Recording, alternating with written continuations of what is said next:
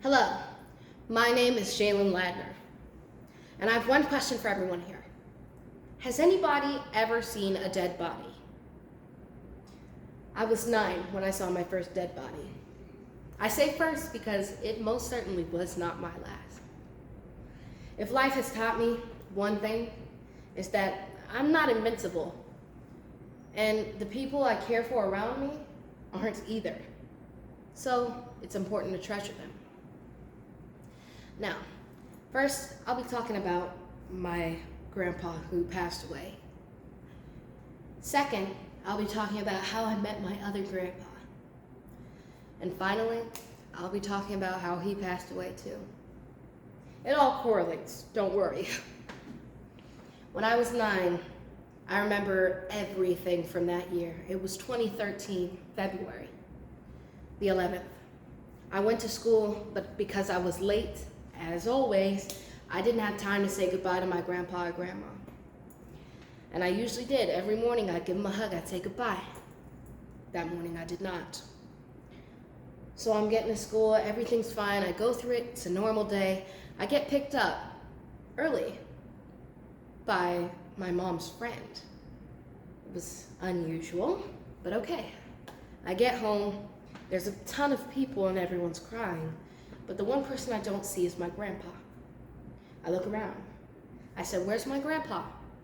My mother goes, "You better take a seat." Of course I didn't listen because I was 9. Why would I know? And she says to me, "Grandpa passed away in his sleep." And the first thing I said back was, "Are you joking?" She wasn't.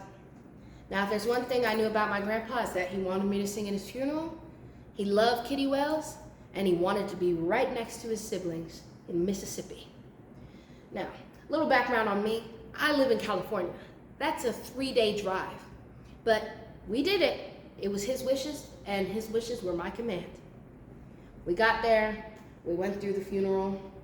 My dad, he kept calling my mom, talking about this guy, and I didn't know who they were talking about at the time. But I later found out it was my second grandpa on my dad's side. He was, 2-3 hours away from us, and I was scared to meet him. But my mom said maybe it'll make her feel better. So we went. And wow, I loved him from the very moment I saw his smile. And he loved me 10 times more. I didn't want to leave his side. In fact, when we had to leave, I sobbed to my mom. I said, "I don't want to go." And I don't know if it was just me attaching myself to him because I lost my first grandpa, or if I just genuinely loved this man to death. Well, we had to leave. We went back to California. Everything was fine for years. They would come up and go back for Christmas, holidays, certain things like that. Till 2020, when the world came crashing down. There were talks of World War III, coronavirus. Everyone was dying. Everyone was buying stuff like they were never going to have it again. And my grandpa had caught coronavirus, June 2020. Now, none of us were scared because this man was as strong as a bull. Heck, he was in his garden 2 weeks before.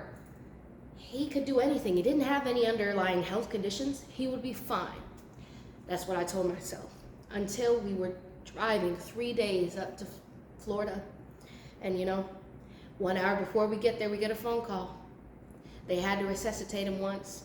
They couldn't bring him back. He was dead. And 1 hour before we got there. So, as you can see, 9-year-old me and 16-year-old me didn't listen to the same lesson. Never take anybody for granted. I failed it twice, but I will not fail it again.